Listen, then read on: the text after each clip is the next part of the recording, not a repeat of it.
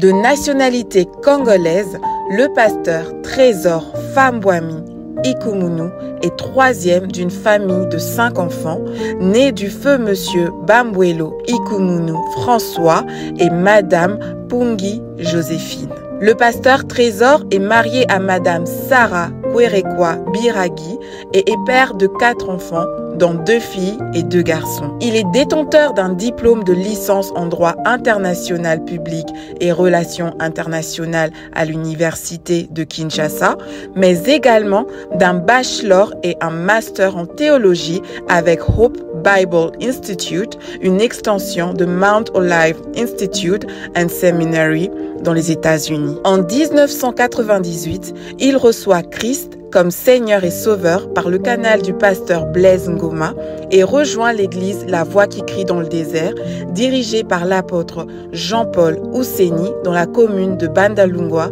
à Kinshasa. En 2007, il va fonder un ministère du nom de Centre évangélique Maison de Miséricorde qui existe jusqu'à ce jour et est dirigé par le BG Nathan Mpona, 3e dirigeant qu'a connu le ministère. En 2008, il rejoindra le centre missionnaire Philadelphie et y exercera tour à tour les tâches suivantes.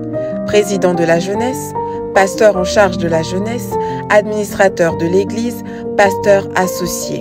Le pasteur Trésor Fambwami est auteur d'un merveilleux livre intitulé « 4 dimensions de la grâce », paru en février 2021 et préfacé par l'apôtre Roland Dallot ainsi que le docteur Daniel Kawata. Durant son parcours chrétien et ministériel, il a fait plusieurs formations et études théologiques en dehors du pays. C'est depuis le 16 janvier 2022 que, par la grâce de Dieu, le pasteur Trésor Fambwami Ikumunu est pasteur responsable de l'église La Maison de Miséricorde, une extension du centre missionnaire Philadelphie dans la commune de Ngalima à Kinshasa. Peuple de Dieu, nous vous invitons à bien vouloir accueillir le pasteur Trésor Fambwami, notre orateur du jour. Seigneur Dieu notre Père, merci pour ce soir. Cette première soirée de concours 2023. Quelle responsabilité d'introduire ces grands moments. Père, je prie que tu parles. Que le prédicateur ne soit qu'un canal par lequel tu vas passer pour atteindre tes objectifs. Glorifie Jésus ce soir. Libère ta parole afin de transformer de vie, d'édifier le corps et de nous conduire à la gloire de Christ. Que l'honneur, la gloire te reviennent. Au nom de Jésus. Amen. Amen. Est-ce qu'on peut acclamer le Seigneur et pousser des cris de joie pour la gloire de notre Dieu? Que le nom du Seigneur soit béni. Nous pouvons reprendre nos places. Je voudrais dire merci au Seigneur qui m'accorde ce privilège, mais je vais dire aussi cette très grande responsabilité de commencer cette semaine avec vous, d'introduire ce merveilleux sujet, que son nom soit béni. J'aimerais dire aussi merci au couple pastoral Aïka, à nos parents. Est-ce qu'on peut apprécier nos parents bien-aimés? Est-ce que tu peux mieux faire? Merci cher pasteur pour l'invitation. Ça me touche énormément. Et je prie le Seigneur de m'aider à être utile pour cette œuvre. Amen. Merci également à tous les hommes de Dieu invités que je vois. Merci pasteur, merci prophète. Ça fait toujours du bien lorsqu'on vient se soutenir mutuellement. Ça prouve que le corps du Christ est un et indivisible. Alors sans plus tarder, j'aimerais nous proposer un seul texte qui sera mon texte de base. Agé chapitre 2, nous commencerons à partir du verset 1er et nous irons jusqu'au verset 9. Notre grand thème pour cette édition de concours 2023 est tiré justement de ce texte. La gloire de la seconde maison. La gloire de la seconde maison. Agé 2, 1, 9 dit: le 21e jour du 7e mois, la parole de l'Éternel s'est révéla par Agé, le prophète, en ce mot. Parle à Zorobabel, fils de Shealtiel, gouverneur de Juda, à Josué, fils de Jotzadak, le souverain sacrificateur, et au reste du peuple, et dis-leur: quel est parmi vous le survivant qui ait vu cette maison dans sa gloire première? Et comment la voyez-vous maintenant? Telle qu'elle est, ne paraît-elle pas comme rien à vos yeux? Maintenant, fortifie-toi, Zorobabel, dit l'Éternel. Fortifie-toi, Josué, fils de Jotzadak, souverain sacrificateur. Fortifie-toi, peuple entier du pays, dit l'Éternel, et travaillez, car je suis avec vous, dit l'Éternel des armées. Je reste fidèle à l'alliance que je fais avec vous quand vous sortîtes de l'Égypte, et mon esprit est au milieu de vous. Ne craignez pas, car ainsi parle l'Éternel des armées, encore un peu de temps, et j'ébranlerai les cieux et la terre, la mer et le sec. J'ébranlerai toutes les nations, les trésors de toutes les nations viendront, et je remplirai de gloire cette maison, dit l'Éternel des armées. L'argent est à moi, et l'or est à moi, dit l'Éternel des armées. La gloire de cette dernière maison sera plus grande que celle de la première, dit l'Éternel des armées, et c'est dans ces lieux que je donnerai la paix, dit l'Éternel. Que Dieu soit béni pour cette merveilleuse parole. Je vais proposer cet enseignement ou cette exhortation en deux points principaux. Je vais d'abord voir avec vous, parce que lorsqu'on parle de la gloire de la seconde ou de la deuxième, non pas deuxième, de la seconde ou de la dernière maison, on comprend déjà qu'il y avait une première maison. On comprend aussi que cette première maison avait une certaine gloire. Nous sommes donc dans un contexte de comparaison entre deux maisons et deux gloires.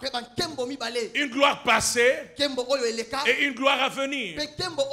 Déjà, avant d'aller plus loin, j'aimerais dire à quelqu'un: oublie ce qui est passé. Ce qui arrive est nettement plus glorieux. Je pensais que j'étais venu bénir quelqu'un. Tout ce que tu as connu jusqu'ici, c'est une gloire passée.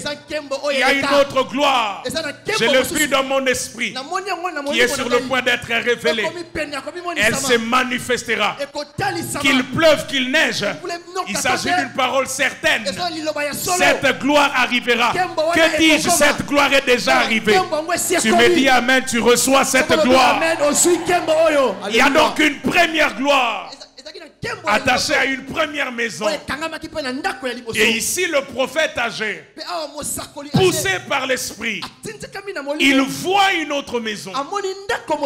Et la gloire de cette dernière maison, j'ai beaucoup aimé. On ne dit pas la gloire de la deuxième maison. J'y arriverai, vous comprendrez. Le prophète dit la gloire de la dernière, de la seconde maison sera plus grande que celle de la première. Donc naturellement, il faut que nous comprenions la première maison et puis la deuxième maison. Mon premier point ce soir, Nous allons voir la seconde maison sur le plan historique. Parce que avant que je ne puisse appliquer ce texte à nous, centre missionnaire Renaissance, parce que je suis en train de croire que cette maison est en train de se déplacer. Vous êtes sur le point de vivre une plus grande gloire. Mais avant de parler du centre missionnaire La Renaissance, qui va déménager vers une autre maison et qui va vivre une gloire beaucoup plus grande? Il faut d'abord que je vous explique sur le plan historique. C'est quoi cette première maison et c'est quoi cette deuxième, ou mieux cette dernière maison? Nous allons donc voir en premier lieu la seconde maison sur le plan historique. Et là vraiment je resterai dans le contexte d'Agé chapitre 2. Nous allons essayer de parcourir sur le plan historique ce qui s'est passé jusqu'à arriver à cette seconde maison. Et puis deuxièmement seulement, je vais essayer de voir avec vous la seconde maison, non plus sur le plan historique, mais sur le plan prophético-spirituel. Sur le plan prophético-spirituel. Ce sont mes deux points principaux. La seconde maison sur le plan historique. Donc on va essayer de voir le contexte historique de cette prophétie d'Agé. Et puis deuxièmement, nous verrons la seconde maison sur le plan prophético-spirituel. Peut-être si j'ai le temps, je doute fort. Je pourrais peut-être conclure avec un dernier point. Que signifie exactement la déclaration? La gloire de cette dernière maison sera plus grande que celle de la première. Vous êtes avec moi ce soir? On y va. Tout commence avec le prophète Jérémie. Oubliez d'abord Agé. Agé vient après. Tout commence avec le prophète Jérémie. Je suis dans Jérémie 25, versets 8 à 12. C'est le contexte de cette prophétie. À chaque fois que vous parlerez de la gloire de la seconde maison, il faut commencer par le point de départ. L'un des problèmes que nous avons dans l'église, c'est que nous aimons trop la fin sans comprendre le commencement. Même si la Bible dit mieux vaut la fin d'une chose que son commencement, la Bible n'ignore pas le commencement. La Bible veut dire la fin est glorieuse, mais il n'y a pas de fin là où il n'y a pas de commencement. Dieu n'a pas besoin de fin parce que Dieu n'a pas de commencement. Dieu est éternel. Dieu n'est pas dans l'histoire. Ça ne sert à rien de chercher à savoir comment il a commencé, comment il va finir, parce que Dieu ne finira pas. Nous devons donc retrouver les points de départ. À mon humble avis, il y a deux livres que le diable déteste le plus. À mon humble avis, il y a deux livres qu'il déteste le plus. C'est Genèse et Apocalypse. Pourquoi? Parce que Genèse nous montre comment tout a commencé et ce que lui a fait pour que la race humaine se retrouve dans le trouble. S'il n'y avait pas Genèse, on n'aurait pas compris que c'est le serpent qui est derrière la chute d'Adam. S'il n'y avait pas Genèse, on n'aurait pas compris que Satan s'était incarné dans le serpent pour séduire l'humanité. S'il n'y avait pas Genèse, il se serait camouflé. Et heureusement, Genèse retrace l'histoire. On sait par Genèse que l'auteur de la destruction de toutes choses, c'est le diable. On sait par Genèse que le diable a séduit Ève et puis Adam pour que l'humanité se retrouve dans le problème. Et c'est toujours dans Genèse que nous avons la première prophétie messianique qui annonce ce qui va arriver plus tard. En effet, il est écrit: blessera le talon de la postérité de la femme, mais celle-ci écrasera ta tête. Cette prophétie s'est accomplie à la croix. Mais Apocalypse nous montre comment le diable finira. Si Genèse nous montre ce qu'il a commencé comme travail dans l'humanité, Apocalypse nous montre comment il finira. Nous savons, malgré tout ce qu'il fait, malgré les réclamations, malgré les attaques, malgré les troubles, Apocalypse nous dit qu'il finira lié. Il finira dans les temps de feu. Le diable n'aime pas Apocalypse parce qu'Apocalypse est la prophétie de sa fin. Je lève ma main pour dire à quelqu'un, n'ayez pas peur. Peu importe ce que le diable fait, il y a une prophétie qui annonce comment ça finira. Je lève ma main, je déclare, il finira dans la honte, dans la désolation, dans le chaos. Il finira lié. Alléluia. Et cet évangile, Satan ne veut pas l'entendre. Il veut directement nous plonger dans Exode. Il veut directement nous plonger dans l'ombre. Il veut directement nous plonger dans autre chose. Les deux extrémités de la Bible nous fixent sur l'origine de son travail et sa fin. Donc, le point de départ est très important. Là où tout a commencé, c'est très important. Lorsque Dieu regarde l'homme, Dieu lui dit, tu es poussière, tu retourneras. Ça veut dire, l'homme retourne d'où il vient. La destinée, ce n'est pas aller vers un futur. C'est rentrer vers le plan éternel passé. Tu ne retournes pas vers un inconnu. Tu retournes à d'où tu viens. Vous deviendrez riche. Vous deviendrez puissant. Sur le plan linéaire, c'est un avenir. Mais sur le plan biblique, c'est un retour. Alléluia. Vous deviendrez, c'est là les hommes, mais vous retournerez dans le plan de Dieu. Ce qui signifie, même quand Dieu dit, je connais le projet que j'ai formé sur vous, projet de paix et non de malheur. Quand il s'agit de nous écouter la phrase de Dieu, pour vous donner à vous de l'espérance et un avenir, mais pas pour moi. Moi, je n'ai pas besoin d'avenir. Moi, tout ce que je fais, je navigue dans l'éternité. Je vous ramène dans le plan initial. Je suis venu dire à quelqu'un, Dieu va ramener quelqu'un à sa stabilité. Ce qui est en train d'arriver est un avenir pour nous, mais c'est un passé pour Dieu.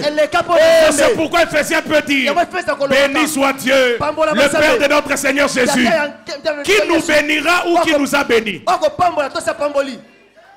Qui nous bénira ou qui nous a bénis?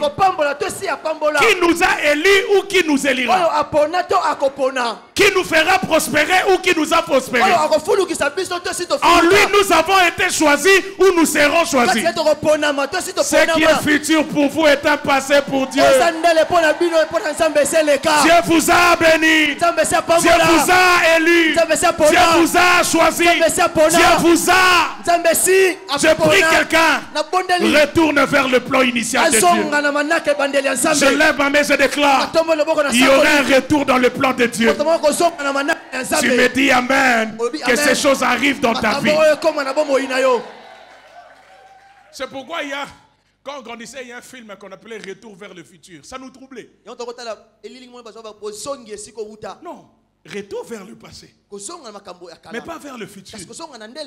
Mais selon Dieu, tu es poussière, tu retourneras d'où tu viens. Ce qui signifie, frère, notez bien cette introduction.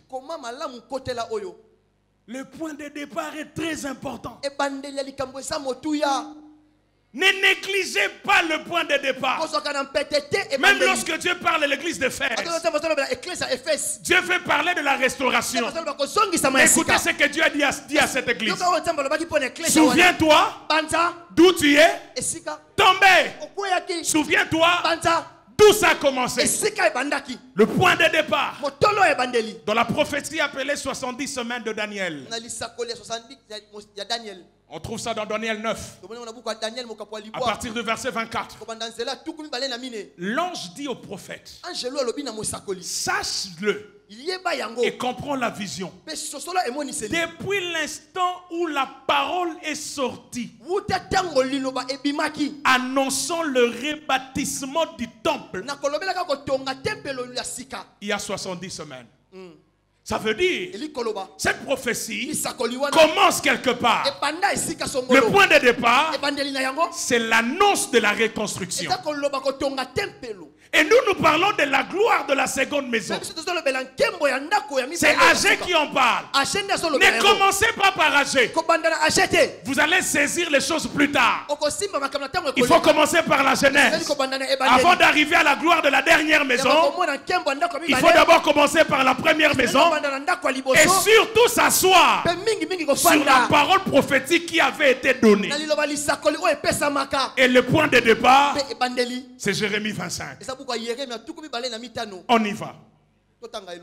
Jérémie 25, 8 à 12. C'est pourquoi ainsi parle l'Éternel des armées. Parce que vous n'avez point écouté mes paroles, j'enverrai chercher tout le peuple des septentrions, dit l'Éternel. Et j'enverrai auprès de Nebuchadnezzar, roi de Babylone, mon serviteur. Ici, cet homme n'est pas encore là. Je le ferai venir contre ce pays et contre ses habitants et contre toutes ces nations alentours, afin de les dévouer par interdit et d'en faire un objet de désolation et de moquerie des ruines éternelles. Je ferai cesser parmi eux les cris de réjouissance et les cris d'allégresse, les chants du fiancé et les chants de la fiancée, le bruit de la meule et la lumière de la lampe. Maintenant écoutez la phrase qui suit. C'est ça qui nous intéresse. Tout ce pays, c'est Dieu qui parle à Jérémie le prophète. Plusieurs années avant l'accomplissement de choses qui vont nous concerner ce soir. Tout ce pays deviendra une ruine, un désert. Et ces nations seront asservies au roi de Babylone pendant 70 ans. Quelqu'un entend ça? Quelqu'un commence à comprendre d'où nous venons? Tout ce pays, c'est-à-dire Israël, deviendra une ruine, un désert. Et ces nations seront asservies au roi de Babylone, c'est-à-dire Nebuchadnezzar. Pendant combien d'années? 70 ans. Mais lorsque ces 70 ans seront accomplis, je châtierai le roi de Babylone et cette nation. Je punirai le pays des Chaldéens, c'est-à-dire Babylone, et j'en ferai des ruines éternelles. Gloire à Dieu.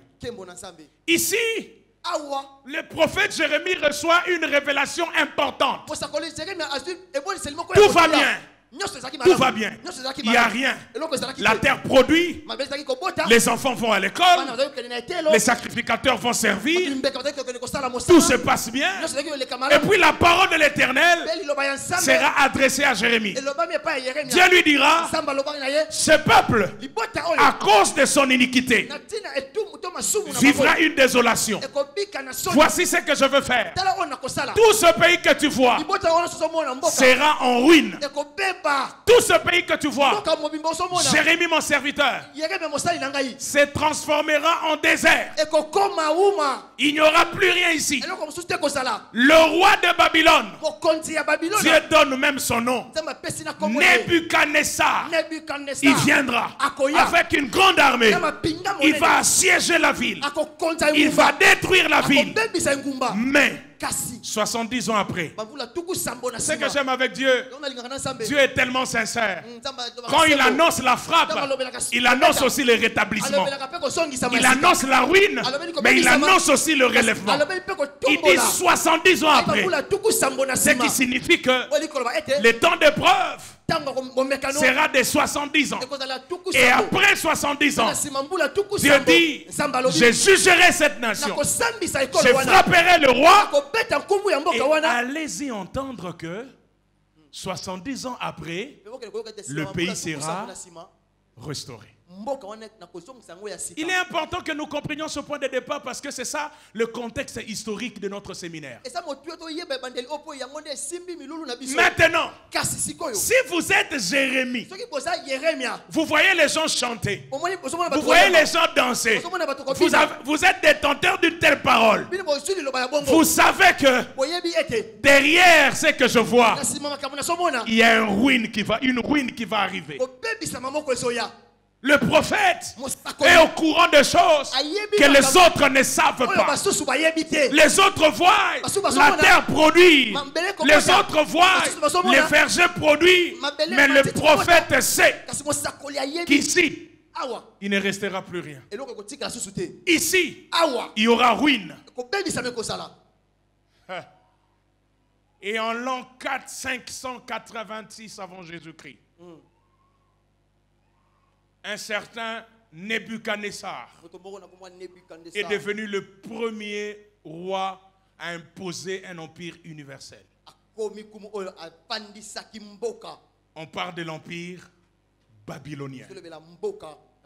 Babylone était un empire fort, une puissance universelle, avec Nebuchadnezzar à sa tête. Et en l'an 586, Babylone et son armée ont assiégé la ville de Jérusalem. Ils ont brûlé Jérusalem. Ils ont détruit le temple de Jérusalem. Parce que le temple de Jérusalem, c'était la fierté des Juifs. C'était l'image de la présence de Dieu. C'était l'image de la gloire de Dieu au milieu d'eux. Et Nebuchadnezzar, après avoir assiégé la ville, il est allé toucher leur fierté. Il est allé toucher le temple qui était le symbole visible de la gloire et de la présence de Dieu au milieu du peuple. C'est alors que le premier temple, ou encore la première maison, a été détruite. Conséquence, il a pris certains jeunes gens intelligents, de bonne éducation, il les a amenés à Babylone. On parle alors de l'exil ou encore de la déportation. C'est la première. Et dans cette délégation, des jeunes gens qui ont quitté Jérusalem, que le roi Nebuchadnezzar a amené à Babylone pour les mettre à son service, il y a qui? Il y a Daniel, il y a Shadrach, il y a Meshach, il y a Abednego. Si vous ne le saviez pas, je vous le rappelle, Daniel n'a jamais été prophète en Israël. Il a prophétisé à Babylone. Il fait partie des prophètes qu'on appelle prophètes de l'exil. Mais Jérémie, qui a vu l'exil venir, fait partie des prophètes appelés prophètes avant l'exil. Et d'autres prophètes ont été suscités après l'exil pour annoncer la restauration. Et parmi ces prophètes qui sont arrivés après, il y a Agé. Maintenant, Daniel se retrouve à Suse, à Babylone, loin d'Israël, loin du temple. Il n'y a même plus de temple. Le temple est détruit. Il est à Babylone. Un environnement occulte. Un environnement sans Dieu, sans loi. Malgré cela, Dieu lui a parlé. Malgré cela, Dieu s'est révélé à lui. Je suis venu vous dire, vous pouvez être loin du temple, mais avoir le temple en vous. Le temple n'est pas une question de localisation géographique. C'est une question d'intimité spirituelle.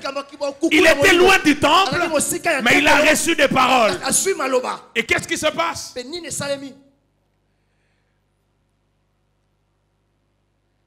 Daniel.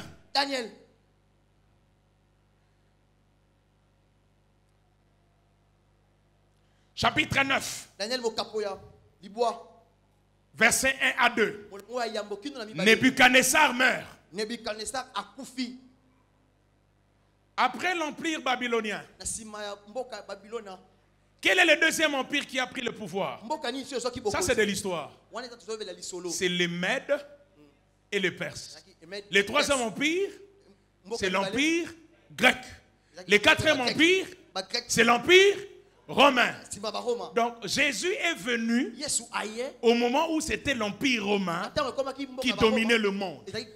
Mais pendant l'empire babylonien, il y a eu cette première déportation. Le temple a été détruit. La gloire s'est retirée. C'est vrai que la gloire s'était déjà retirée bien avant. Souvenez-vous d'Ichabod et de Loami, pas mon peuple. Mais le temple a été détruit. Il n'y a plus de symbole physique de la présence de Dieu au milieu du peuple.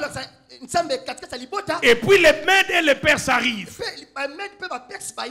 Pendant que les Mèdes et les Perses sont arrivés, la première année de Darius, fils d'Assuérus, c'est Daniel 9, 1 à 2 qui en parle, de la race des Mèdes, lesquels étaient devenus rois du royaume des Chaldéens, la première année de son règne.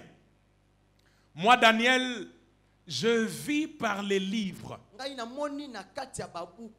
Quel livre? Le livre du prophète Jérémie. Il vit qu'il devait s'écouler 70 ans pour les ruines de Jérusalem. Selon la parole qui était adressée à Jérémie, il n'y aura pas 80 ans. Il n'y aura pas 71 ans. Il y aura exactement 70 ans pour les ruines de Jérusalem. Et Daniel, dans ce temps de prière personnelle, dans ce temps de dévotion et de méditation, il voit que les 70 ans étaient déjà écoulés. Ce qui signifie qu'il n'y avait plus de délai à leur souffrance. Il s'est rendu compte que les 70 ans étaient déjà écoulés. Et donc Dieu devait accomplir la deuxième partie de la prophétie. Et ce que j'aime avec Dieu, Esdras 1, 1 à 7, la première année de Cyrus, roi des Perses, afin que s'accomplisse la parole de l'Éternel prononcée par la bouche de Jérémie. J'ai aimé la phrase qui suit. L'Éternel réveilla l'esprit de Cyrus. Frère, lorsque la prophétie est sur le point de s'accomplir, Dieu réveille des Cyrus. Je suis en train de prier que le Cyrus de sa vie se réveille. Que Dieu réveille l'esprit de Cyrus, qui doit faire quelque chose pour que la parole prophétique que tu avais entendue, que cela puisse s'accomplir. Pasteur David, cette semaine, des Cyrus vont se réveiller. Je ne sais pas à qui je suis venu prêcher, mais parce que nous parlons de la gloire de la dernière maison. Il n'y a pas de gloire de dernière maison sans l'éveil de Cyrus. Parce que c'est Cyrus qui doit prendre un édit pour ordonner à ce que tous les Juifs qui sont dispersés retournent à Jérusalem et que Zorobabel et Josué puissent entreprendre l'œuvre de la reconstruction. bénédiction. Je prie que ton Cyrus se réveille. S'il est dans le gouvernement, que cette nuit ne s'achève pas. Que Dieu réveille son esprit. S'il est aux États-Unis, s'il est au Canada, je ne sais pas où il est. Que son esprit ne soit pas tranquille. Que Dieu le réveille. Et ça n'a pas de provision. Comme il a fait avec le roi. Le roi ne put dormir jusqu'à ce que Mardoché obtienne gain de cause. Cette semaine, quelqu'un ne dormira pas jusqu'à ce qu'on arrive vendredi. Parce que la prophétie doit s'accomplir. Dieu va bouger. Il va bouger le matin. Il va bouger à midi. Des choses vont se mettre en place afin que ce que Dieu avait dit puisse s'accomplir. Mais j'aime la fin. On dit le roi Cyrus rendit les ustensiles de la maison de l'Éternel que Nebuchadnezzar avait emporté de Jérusalem et placé dans la maison de son Dieu. Dieu se sert de Cyrus pour qu'il remette de l'ordre. Nebuchadnezzar a pillé. Nebuchadnezzar a détruit. Mais Dieu envoie Cyrus pour ramener tout ce que Nebuchadnezzar avait pris. Frère, dans ta vie, il n'y aura pas que destruction. J'annonce un temps où ce qui était parti, ce qui était pillé par un certain Nebuchadnezzar, je vois Dieu susciter Cyrus. Aussi vrai que nous sommes dans la saison de la gloire de la dernière maison, il y aura deux acteurs. Nebuchadnezzar comme un acteur négatif, mais il y aura aussi Cyrus comme un acteur. Dieu va envoyer un Cyrus. Alors oublie Nebuchadnezzar. Je ne sais pas ce qu'il a fait. J'annonce la venue de Cyrus. Seigneur, restitue quelqu'un. Restitue la santé de quelqu'un. Restitue la gloire de quelqu'un. Restitue la vie de quelqu'un. Restitue l'argent de quelqu'un. Restitue le travail de quelqu'un. Nebuchadnezzar a détruit, mais Cyrus va reconstruire. Nebuchadnezzar a pillé, mais Cyrus va ramener de l'ordre et tous les ustensiles de la maison de l'Éternel que Nebuchadnezzar avait emportés ont été rendus. En l'an 536 avant Jésus-Christ, à l'appel du roi de Cyrus, un résidu de Juda et de Benjamin, au total 49 697 personnes ont remonté à Jérusalem sous la conduite de deux hommes, Zorobabel sur le plan politique et Josué sur le plan spirituel, afin de bâtir de nouveau la maison de l'Éternel que Nebuchadnezzar avait détruit. Mais écoutez ce qui se passe.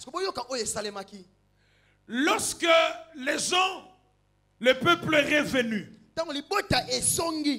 sous Zorobabel et Josué pour rebâtir la maison, le temple ou la maison que Nebuchadnezzar avait détruit, ils ont d'abord posé le fondement du temple.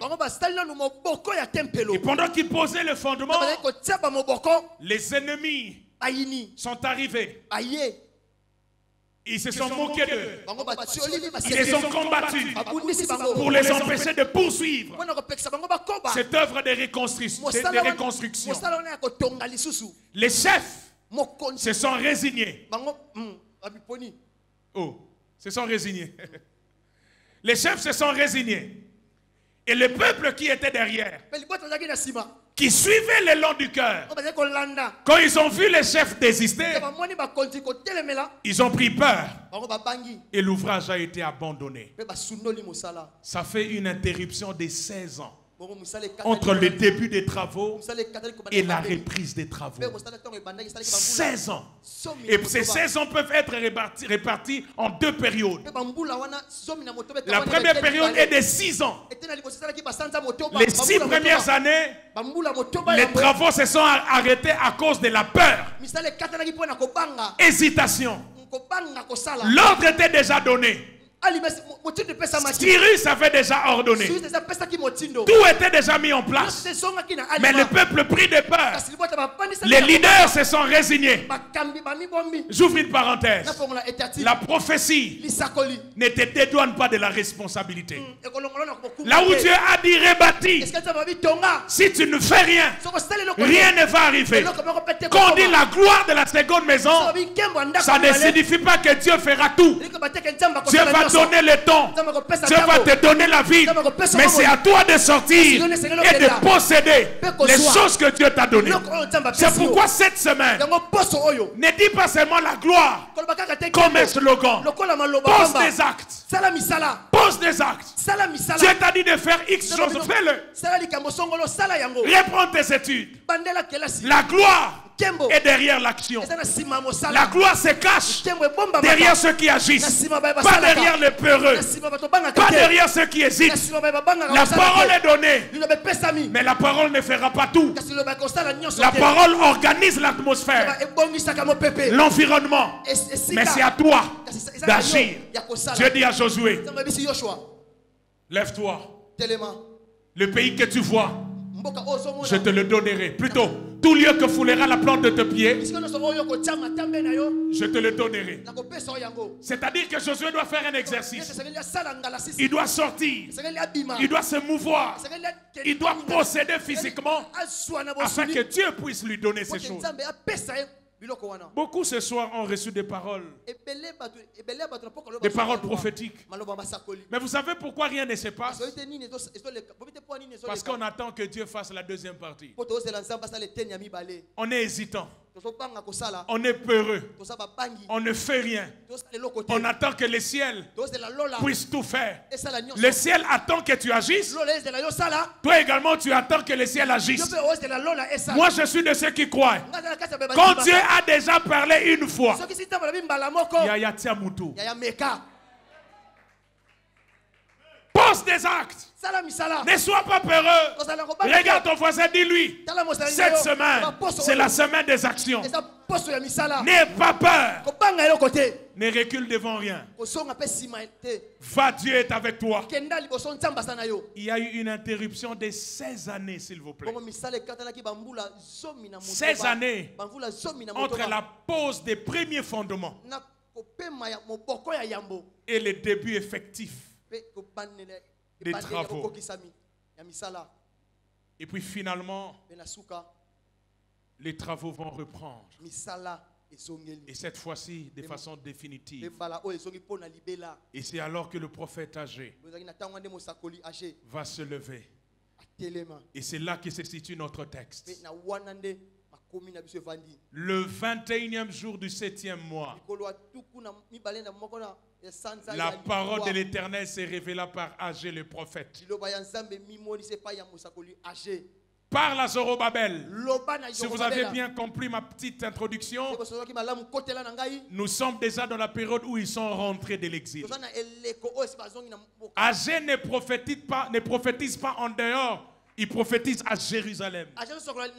Les gens sont revenus, mais ils ont besoin d'une parole. J'aime Dieu, pasteur David. À chaque nouvelle étape de son peuple, Dieu parle. Avant l'exil, Dieu a parlé. Pendant l'exil, Dieu a parlé. Et après l'exil, Dieu a parlé.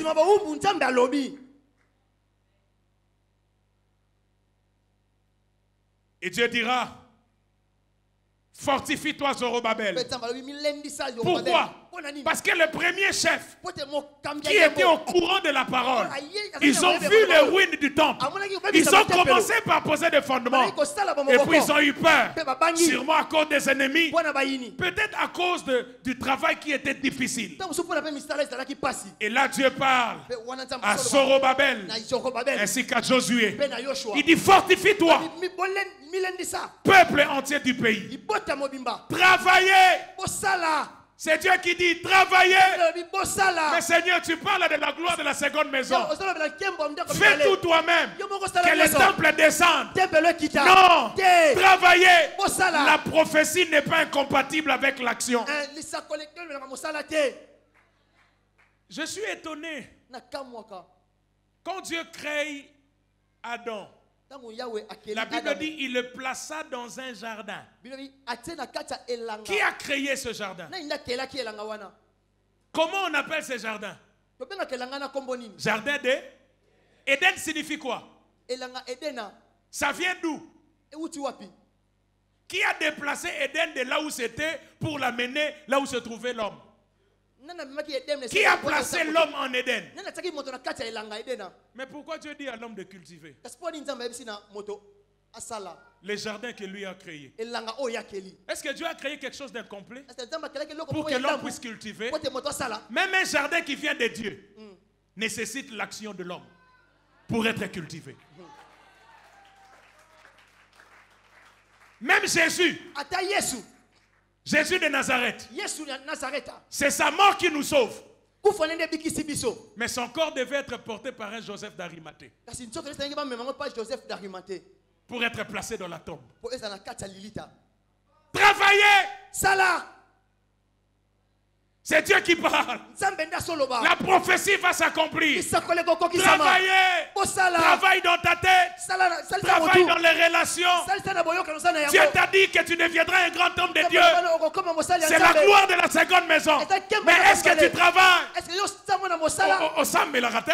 Tu ne pries pas. La Bible. Tu ne lis pas la Bible. Au Lingini, gloire à la seconde maison. La gloire de la seconde maison est pour les travailleurs. Et ça chance est logo pambaté. Et ça conséquence à Moussala. Amen. Il n'y a que les Congolais qui rêvent. À la mouki de Takabima Sabeta. Ça c'est logo pambaté. Et Rosimba Nengenini, tu fais rien. Dieu est celui qui fournit la sémence. Qui fournit la sémence? Mais qui sème? C'est Dieu. C'est Dieu. Dieu fournit, mais c'est les semeurs qui sèment. Même une chose qui est fournie par Dieu risque de pourrir si les semeurs ne travaillent pas. Et il y a des gens qui ont des choses de Dieu ici. Ils ont des capacités. Ils ont des charismes ici. Mais pourquoi on ne voit rien? Pourquoi le temple de ta fille n'est pas rebâti? Parce que depuis le jour où la parole a annoncé, il s'est écoulé 16 ans. Tu fais rien. Je suis venu dire au centre missionnaire, la renaissance, des choses glorieuses sont devant. Une saison glorieuse est devant. Mais il faut travailler. Dans Jean chapitre 2, Jésus est sur le point d'accomplir son premier miracle. Je suis surpris. Il n'y a plus de vin. Marie va dire à Jésus, ils n'ont plus de vin. Jésus dit, qu'y a-t-il entre toi et moi, femme? Mon heure n'est pas encore. Marie va dire aux disciples, malgré qu'il dit que son heure n'est pas arrivée, faites ce qu'il vous dira.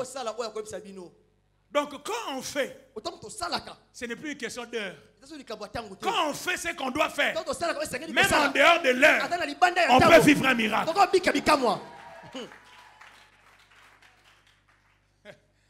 Laissez-moi avancer.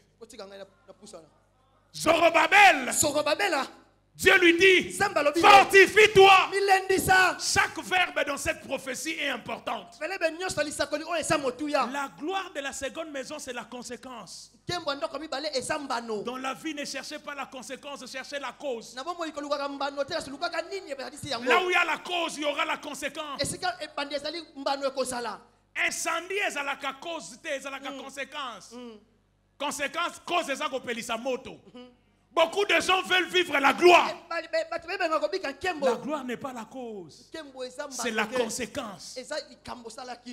Quand est-ce que la Shekinah descendait dans le lieu saint? C'est après que le sacrificateur ait fini l'œuvre de l'expiation. S'il n'y a pas de cause, il n'y a pas de fait. La gloire de Dieu vient là où il y a une cause. Oh Seigneur, rappelez-moi de ta gloire. Même un avion n'atterrit pas si l'aéroport n'est pas dégagé. La gloire va atterrir où? Dans quelle vie? Dans quelle consécration? Dans quelle crainte de Dieu? Oh, naoteya. Oh Seigneur, donne-moi la gloire. Gloire est qui t'en a fait un. Dieu ne gaspille pas sa gloire. Il peut te donner la bénédiction. Il peut te donner l'argent. Et ça, mais sa gloire, c'est sa personne.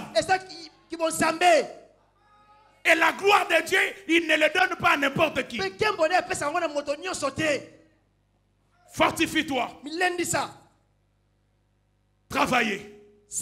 Car je suis avec vous, dit l'Éternel des armées. La gloire de cette dernière maison sera plus grande que celle de là. Ici, le temple n'est pas encore rebâti. Mais Dieu annonce déjà ce que sera cette dernière maison. En définitive, avant de toucher mon deuxième point, si vous m'avez bien compris, nous avons deux temples. Le premier temple est bâti par Salomon. C'est David qui voulait bâtir ce temple. Mais Dieu lui dit non, tes mains sont sales. C'est ton fils qui bâtira. Salomon arrive, il bâtit un temple.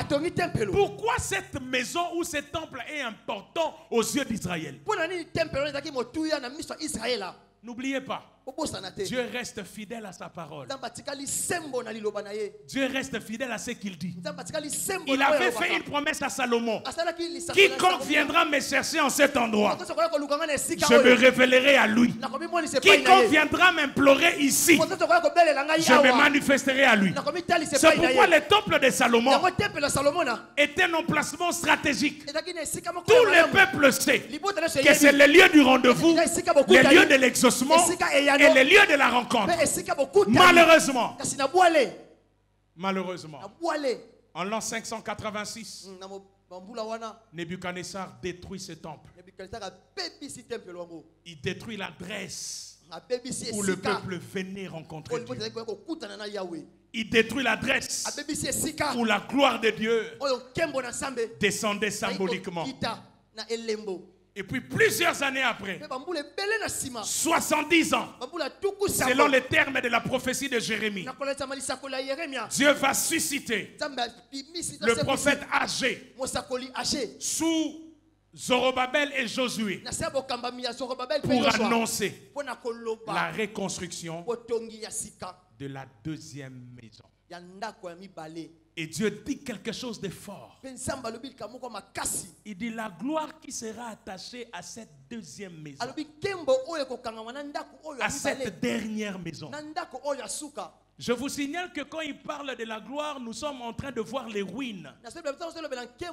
Nous sommes en train de voir un endroit mal famé. Il n'y a que Dieu qui est capable de prendre le risque de dire qu'une ville sera bâtie dans un cimetière. Quand il dit la gloire de cette dernière maison, il n'y a rien. Les gens ne voient rien. Mais Dieu dit, ici, il y aura une gloire plus forte que ce que vous aviez vécu. Je vais être prophète pendant un moment. Je ne sais pas ce que les gens voient en toi, mais moi je vois la gloire de Dieu. Ce que les autres voient, ce n'est pas ce que Dieu voit. Dans cette petite vie inutile, négligée, sortira un prince pour ce pays. De cette petite vie négligée et piétinée, sortira un héros pour la gloire de Dieu. Pasteur David, je suis étonné. Parlant d'Abraham, la Bible dit, c'est par la foi qu'Abraham, malgré sa vieillesse, fut rendu capable d'avoir des enfants. Et j'aime surtout la suite. Il dit, c'est par la foi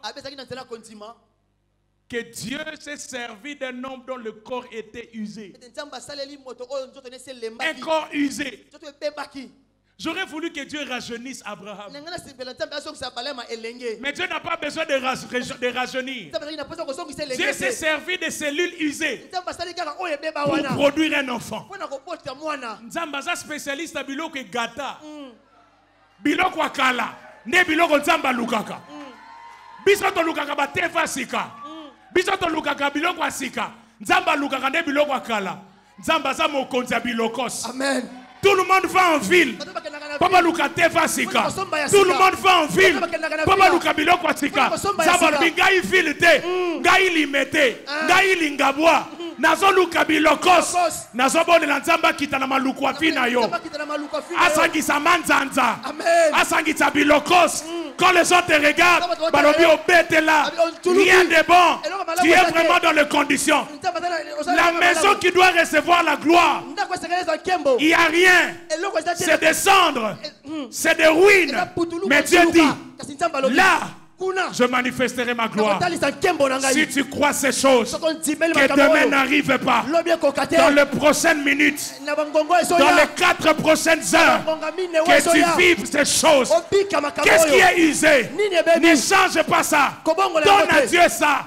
Tel que ça se trouve, Dieu est capable de faire en sorte que une chose usée puisse produire. J'imagine. Sarah qui est dans Ngaliema. Ngaliema, Mésopotamie. Médecin directeur a dit, oh, Koko Buena Zemi. Et l'ongeza ya Koko Meza ya Sika. Nzamba Zalaka Bongo. Atiki emballage ya Kala. Mais biloko wakati eza ya Sika. Quand on regarde ton CV, on voit Moutouakala. Parce que ancienne gloire. Mais ils ne savent pas. La gloire qui va se révéler, ça ne cherche pas un autre emplacement. Le même emplacement où la même salle de Nebuchadnezzar est passée. Le même emplacement où la destruction est placée. C'est le même emplacement que Dieu choisit pour manifester sa gloire. Qu'on change d'adresse. Amen. Tikalawana. Qu'on ne pas nous qu'on a bien na gombete. Tikalawana. Est-ce que je peux prêcher? Jésus est né où? À Bethléem? Dans un hôpital? Où? En d'autres termes, Yeswa botami bisika banjongo. C'est ça la crèche. Il y a le foin à côté, il y a les excréments à côté. Et il y a bisika salité. Mais écoutez ce que la Bible dit. Parce qu'il n'y avait plus de place pour lui dans l'hôtellerie. Donc, Yeswa qui pas gagné place té. Ce qui a coupé si place à Kobotoma. Pourquoi il n'est pas né dans l'hôtellerie? Parce que là-bas, il n'y avait plus de place. Pourquoi il est né dans une étape? Parce qu'il y avait une place. J'ai appris un principe avec Dieu. Si tu es disponible, même si tu es une crèche, Jésus naîtra. Ce n'est pas une question de là où tu es. C'est la disponibilité. Je lève ma main, je déclare que Jésus vienne. Que la gloire vienne. À toi là, et ça problème t'es. Ce qu'on est disponible. Gloire et coquita. Yango moni papa. Biso to kola lokola ba pépinière à Bandal. Des fois par la grâce de Dieu quand je vais en Europe. Namona bandu d'abord pas kolango parfum pour kola. Omona ba zipi ngo ba sachet. Tala ba engrais chimique. Et ko ta bazin, ba magnésium, na bi ya tika, yaka na pépinière à Bandal. Biso to kola na zinc te. Tokola kana parfum te, tokola kana matiti ya salité, tokola kana excrément ya bamboua. Ce que les autres appellent fumier, c'est une stratégie pour nous faire grandir. Aïe aïe aïe. Est-ce que je bénis quelqu'un ce soir? Ce que les autres appellent saleté, fumier, c'est la stratégie de Dieu. Il y a comment les bisous kola, et ça n'a forme té. Nekuna bine ça n'a forme té. Mais il y a une stratégie en Zambie. Amen. Jésus est en face d'un aveugle. Aomonate. Aomonate. Vine de Jésus Mabé. Batsolakaye. Ce qu'on est aveugle, on y est soit poussani. Bateau basa peme babi enfin. Mokonzi aye. Maintenant la méthode à Yesu. Azui sous soyi. Atiena putulu. Asali potopoto. Atie sunamisu. Déjà finangeza mabe. Déjà, non, mon athée. Aussi sous salité. Au baki selinga. Nzokande. Salité, on zamba baki saka. Yaronde fungo la gamis. Amen. Je lève ma main et je déclare. Certaines personnes feront comme Bartimée. D'autres personnes pour voir. Il faut qu'on mette la boue. Moi je ne suis pas Bartimée. C'est que vous vous appelez boue. C'est la stratégie de Dieu. C'est que vous vous appelez saleté. C'est la stratégie de Dieu. La gloire est arrivée sur une ruine. Ah. Vous commencez à me comprendre. On y va. Dans Jean chapitre 2, Jésus veut accomplir un miracle. Son premier miracle. Prophète Joël. Papa, premier miracle, on va changer l'eau en vin. Jésus. Qui est celui-ci? Soit Jésus pendant 1 minute. Accomplit le premier miracle. Ah! Où est Lazare?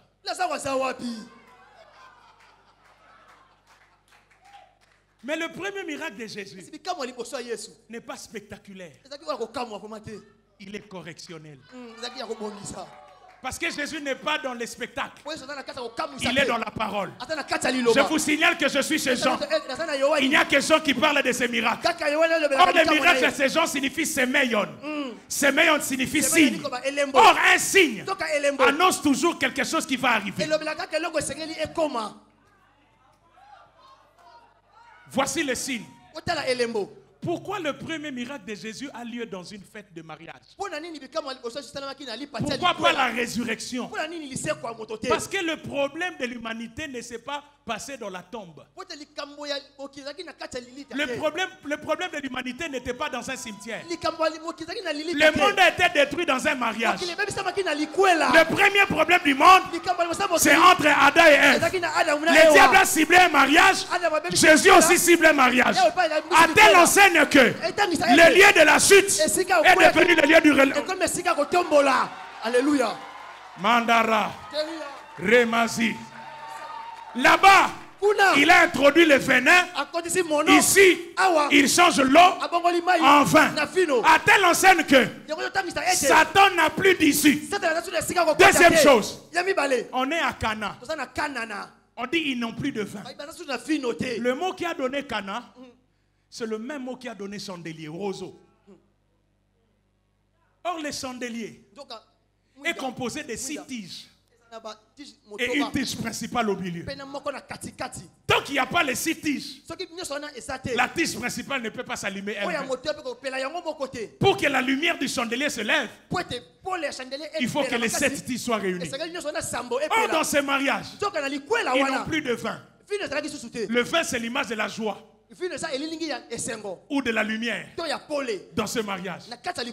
Jésus, sachant que Cana vient de la même racine que chandelier, le chandelier s'allume lorsque le tige principal est connecté aux 6 autres tiges. Lui aussi, quand il arrive, il dit: cherchez-moi 6 vases de pierre. Parce que lui-même est le vase principal. On dit 6 vases de pierre destinés à la purification de juifs. Laissez-moi vous ouvrir les yeux. Ces vases-là, on ne les retrouvait pas à l'intérieur de la maison. Parce que leur usage, c'était la purification. Ça devait être dehors pour que les invités, quand ils viennent, mais tant que vous soyez, il y a changement de donne. Condamné à rester dehors. Jésus n'a pas cherché des vases en or. Il a cherché des vases de pierre. Il a rempli d'eau. Et les vases qui étaient à l'extérieur sont entrés à l'intérieur. Je prophétise. Quelqu'un va entrer à l'intérieur. Place Nayo Libande Sili. Tu me donnes un bon amen, ces choses arrivent. Je vais prophétiser. Après cette convention, que dis-je pendant cette convention? Dans les 2 semaines qui suivent, tu seras admis dans la cour des grands, dans cette réunion privée où on disait Yoko Kotate, Lobanga na naza vase de pierre, naza vase de pierre, naza kota na makasi na ngate. C'est Dieu qui me fait entrer. La gloire de la seconde maison, c'est une gloire qui vient là où il y a ruine, là où il y a désolation, là où il n'y a rien. Félix. Tala voisin na yo. Tala mosalani. Loba komi négligé te. Loba ne komi mwana na bo petete. Ata balobi obete la. Eza grave te. Ata balobi aussi là. Eza grave te. Parce que David Ganza kana pas ya match moko Barcelone Real. Na kana pas ti lelo. Match wana to pola déjà. Nazo ya pasta. Topo là déjà. C'est comme Moutacha Pisobi Asuka. Mariano. Joueur à Real. Abeta à écouter. Footeur. Anemboa. C'est son mobile fani na ban. Ba côté c'est qu'à 5 minutes. Et puis tu Bisobi. Biso toi logo ba Mariano. Ba qui para na bango bisoté. C'est son mobile toi na ban. Maintenant vous to côté. Ton Dieu vient victoire. Hey! Je l'aime, ma mère se déclare. Tango bat de touche Sili. Que le Dieu qui m'a appelé. Azoyo Bisikoza. Dans les ruines de Jérusalem. Parce qu'il y a une parole prophétique. Que ça te déplace. Frère, la parole peut te déplacer. Que dis-je? La parole peut déplacer des choses. Je l'ai souvent dit. Je l'ai même dit à Bunda 21 l'année passée. Pasteur David, j'ai toujours posé la question, Caïn est né où? Caïn et Abel, ils sont nés où? Dans le jardin d'Éden ou en dehors du jardin? Bon, le bâti dans le jardin d'Éden parce qu'il y a un bengana qui bango. Toi, dans Genèse 3. Tant que tu as bengana qui bango, tu as un té. Il y a bêta. Ngamoko na sepeli le logo na ngina yebisayo. Nayoka papa, nayoka. Nayoka. Donc Caïn est né en dehors du jardin. Or Dieu a dit, il chasse. Il leur dit, la terre, on n'est plus dans les jardins. La terre te produira des épines et des ronces. Mais là même, où la terre doit produire des épines, baboti. Donc, quand il y a botami dans le jardin d'Éden, a botami nesika mokileza maudit. Pourquoi? Tant que vous avez dans le jardin, Nzamba lobaki, soyez féconds, multipliez-vous. Problème n'angezani. Yo moko lobaki soyez féconds. O lobaki te na Eden, topé na Zanzibar, topé na Washington. O pesa ki parole générale. O lobaki soyez bobota. Siko ngana bimi na jardin. Siko li lobane landinga na sani. Funa bota. Le bananga parole prophétique. Ekipakesi kate. Le bananga parole prophétique. Sokeza oana matadiki balate. Et la donne à cité verte. Amen. Et qu'on l'a dans la cité verte. Ce que Dieu avait dit ici, ça va te suivre là-bas. Alors je lève la main. Quelqu'un sera fécond financièrement. Quelqu'un sera fécond spirituellement. Je vois des jours glorieux. Dans 45 jours, Dieu va te visiter. Siko yoga likam. Petit nanga yaga. Beta.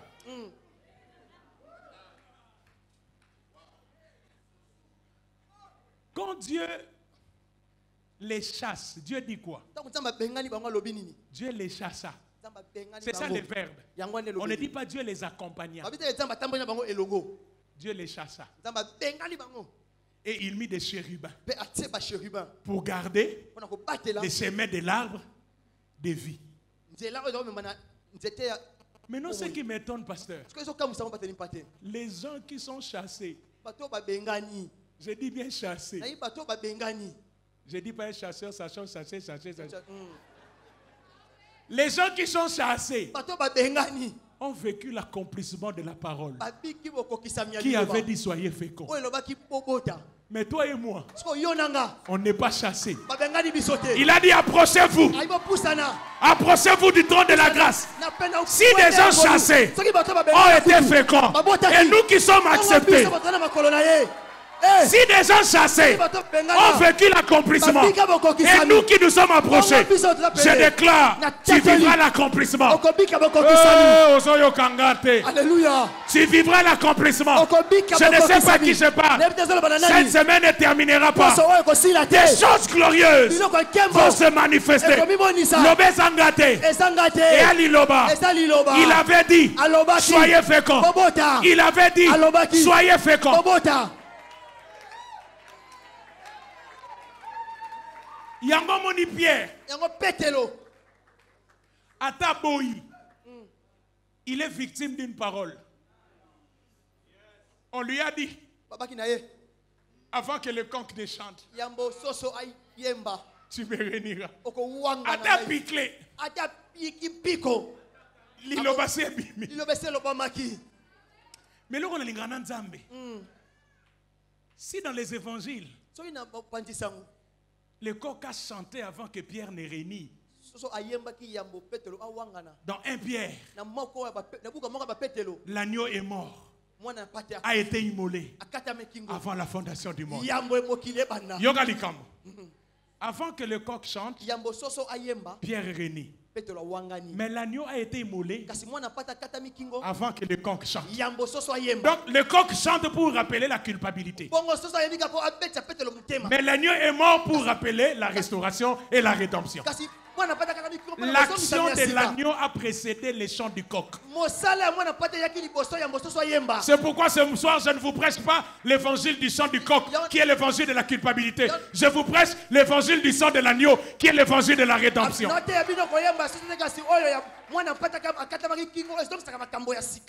Ouf. Aïe aïe aïe. Pas ça. Deuxième point. Maintenant, je vais le dire en 5 minutes. Deuxième point. Toke sikoyo na contexte prophético-spirituel de la gloire de la seconde maison. Tout ce que je vous ai dit, c'était sur le plan historique. Mais nous, la seconde maison, sur le plan prophético-spirituel, c'est quoi? C'est très intéressant. La Bible dit dans 1 Corinthiens 10, 11, ces choses leur sont arrivées pour nous servir. Ça veut dire, même ce qui s'est passé là, exil, déportation, reconstruction, promesse de la seconde maison, ont été écrites pour notre instruction. Les circonstances du peuple terrestre sont une prophétie pour nous. Ce qui s'est passé pour Israël, prophétiquement, préfigure ce qui nous arrive. Parce que sur le plan historique, la seconde maison fait référence à la reconstruction du temple de Jérusalem. Temple bâti par Salomon, détruit par Nebuchadnezzar et rebâti sous Zorobabel. Mais prophétiquement, ou mieux spirituellement, suivez-moi. La première maison est toujours physique, alors que la deuxième maison est toujours spirituelle. Comment je le sais? Éphésiens 2 dit, vous n'êtes plus des étrangers, ni des gens du dehors, mais vous êtes gens de la maison de Dieu. Vous avez été édifiés sur le fondement des apôtres et des prophètes, Jésus-Christ lui-même étant la pierre angulaire. Hébreux 3, 1 à 6. Considérez l'apôtre et le souverain sacrificateur de la foi que nous professons. Car Christ, Moïse a été fidèle dans toute la maison de Dieu mais comme serviteur, mais Christ l'est comme fils sur sa maison. Et sa maison, c'est nous. Sa maison, c'est nous. Donc sur le plan prophétique, la première maison a été détruite. Zorobabel a détruit la première maison. Il y a une autre maison que vous voyez. On l'appelle dernière maison. Parce qu'après, il n'y aura plus d'autres maisons. La dernière maison, c'est l'homme nouveau en Christ. C'est ce que nous sommes devenus en Christ. C'est pourquoi Paul peut dire, vous êtes le temple. Ce n'est plus un temple physique. Vous êtes devenus le temple. Quand on dit la gloire de la dernière maison, nous voyons la gloire de Christ en nous. Alors notez ces 5 choses rapidement sur la maison spirituelle que nous sommes. 1. Première chose, selon la Bible, la gloire de la dernière maison est toujours supérieure à celle de la première. Je répète, la gloire de la dernière maison est toujours supérieure à celle de la première.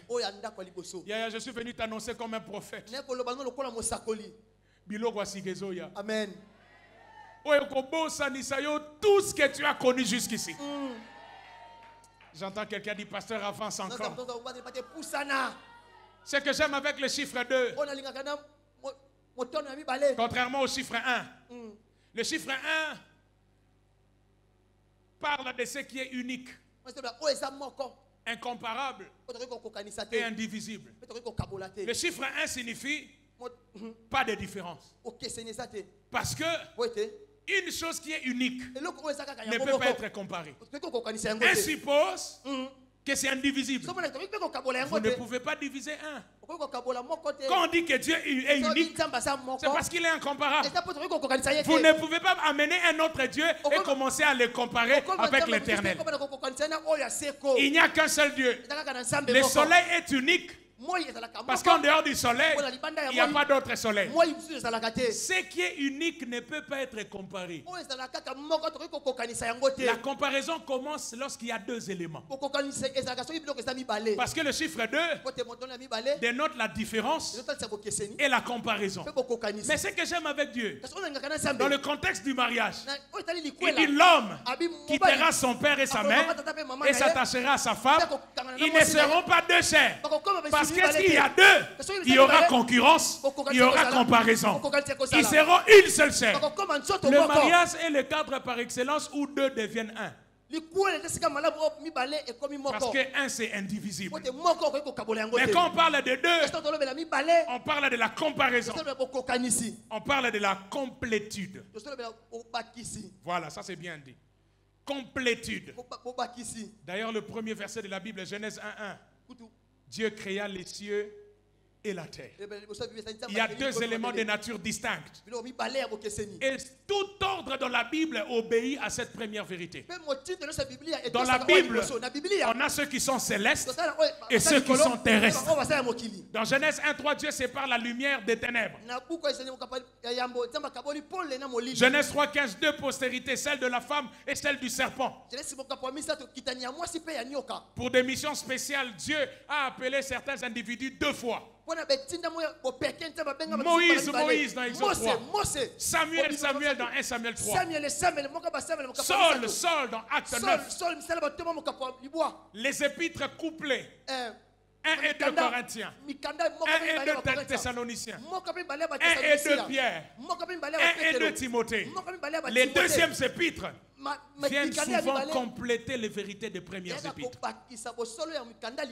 Parce que le chiffre 2, au-delà de la différence, montre que le 2e vient compléter le premier.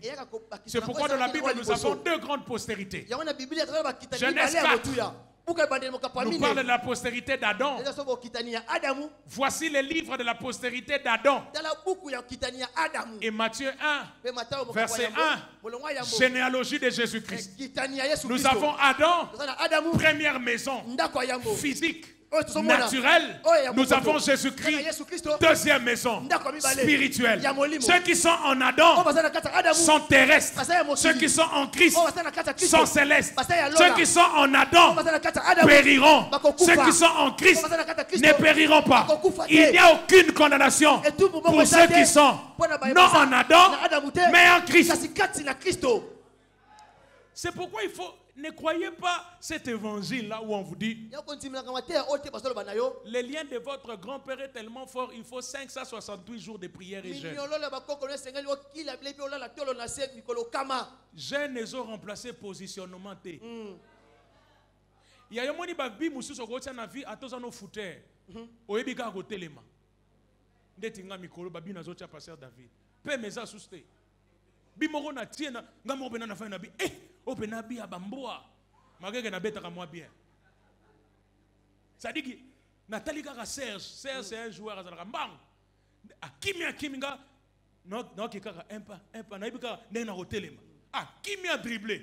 A boa ki balo batu nyonso kao. Kidiba. Ngamo na ye. Nzamba za bongo a dribbler batu nyonso apesi au passe en or si ko lokolo za ka fouter ono tirer bien au matisa ngo likolo mais nzambe lokwa za bolingwa si poto atomboli yango a matisa ngo likolo amen po bifu ekota amen ya semaine ezoti là ya ko pikola nzamba ko pikola amen ya ko déplacer nzamba ko déplacer il faut ekota même si tu n'es pas à droit yo tirer kaka j'ai dit cette semaine travail esui tika lettre d'emploi ceux qui n'ont magasin kende ceux qui ne pas chinois kende kaka oye ko ya nzambe ye moko Dieu va déplacer des montagnes. Alléluia. Nous ne sommes pas en Adam. En Christ. Et on veut nous faire croire. Quelqu'un dit non. Quand on a bino la grande char. Aloka bino. Moi bon bongisate. Il faut 500 jours à jeûne et prière. Omoni. Dieu n'a pas résolu le problème au niveau des grands-pères. Dieu est rentré auprès du Père des pères de tous les pères, c'est-à-dire Adam. C'est-à-dire que Nzamba pikoli racine. Pour ce que l'ongolo pas grand-père. Il y a encore un autre sorcier qui était à la 5e génération. Nzamba sauté bangonios. Ayeka pas Adam. A longo lionada ationa ici. Par la grâce de Dieu, c'est sans orgueil. Je reviens d'un voyage. J'étais à Londres. Je me déplaçais en métro. J'ai mangé le KFC. Ce que je na bosani ke na zonga de akin. Na lamuki na tongo na bina commandé KFC. Na bi na bi mana luka metro. Tongo na bimbi bona yoki yoga. Li buluma zengele. Ya tia bango 5 na ban. Wakading. Donc et rappelez que na asukuna te. Tout comme tango na ke Londres. Naka na bulke na Congo. Na tambola keba na obanga msusu. Ya mobo ya oleka. Oleka nga kuchombote, akoleka nanga mutu. Pasteur David na koti stade mais mayele na chombo. Tijo mobo match c'est tellement bien. Je devais aller au petit coin na bossa na tiki chombo. Je suis dans le petit coin na région. Na tiki chombo. Bala moko ida stade tata rafale bango kuna balali biswawa kidi baso yiba na chombo baso yiba na badendo baso na maboko ezokota na soki mangu benata téléphone eza mutukuta kipango azate papa batutu ba concentrer na match jokane na stade de mati batu ba concentrer na poche nous le bananga miracle zanini c'est le lieu. Est-ce que na sali eloko? Est-ce que na bundi bitumba? Ni ne batali téléphone. Les lieux. C'est ce qui se passe. Balongo lieu esika miyibi Adam. On t'a transféré, on t'a transporté du royaume des ténèbres et on t'a amené dans le royaume de la lumière. Et sa prière t'est je lève ma main. Amen. Alléluia. C'est lui qu'on a transporté subit la loi de là où il est arrivé. Yango monesika yesu aza miyili bazalaka te bandoki bazalaka te balien ezalaka te po mutu atikoli biso ye moko azalaka sa lien. Non, je vais arrêter là. Prophète mutu moko alobi na nga pasteur toi tu dis seulement Christ, on n'a pas de lien. Mais quand Lazare, Jésus l'a ressuscité. Mais est-ce que Lazare était sorti libre? Il était sorti avec les liens enchaînés. Tu as raison. Tu as bien dit Lazare. Qui avait dit Lazare sort? Jésus. Maintenant, moi, je ne suis pas un Lazare. Je suis en Christ. Je ne suis pas du côté de celui qui est lié. Je suis du côté de celui qui est libre et qui doit libérer les Lazare. Alléluia. Ngana Lazare te. Ngana za kati na Christ. Ba Lazare eza ba membre de famille o bazana nous lier des photos libérées. Parce qu'en Christ, notre plus grande délivrance, c'est la délocalisation. Je vais finir. On était partis en vacances avec mes enfants et mon épouse. Quelque part, on a fait plus de 3 semaines. Il y a couru kendete. Toluka couru kendete. Ma 3e fille dit, Daddy, on ne va pas rentrer, on va rester ici. Pour moi, on a raisonné qu'à sauter zongi. Papa Kami, viens arranger les courants. Papa Kami, il y a molili moussou, c'est un problème, il y a bisiko zakaka. Au moins, il y a balien moussou, c'est au moins un balien. Et ça a pour bisiko za. Non, le maman physique, non, le maman molimo. Si vous avez un Christ, et le roi est à Dubaï. Moulili les athées. Et le roi est à Washington spirituel. Papa, attends ma candidature ça dans le Congo. Bisiko ça, et rappelez-le que Hawa, ma cambeza bongote. Et quand on dit la gloire de la dernière maison, c'est la gloire de Christ en nous. Ce qui suppose qu'il n'y aura plus de 3e maison. J'ai aimé ce que j'ai dit, la gloire de la dernière maison. Il n'y a pas de 3e Adam. Il n'y a que 2 Adams. Le premier Adam physique et le 2e Adam spirituel. Il n'y a que 2 maisons. La maison physique et la maison spirituelle. Et vous et moi, nous sommes une maison spirituelle. Et la gloire de Dieu dans cette maison, ce n'est rien d'autre que la présence de Christ. Que Dieu vous bénisse. Amen.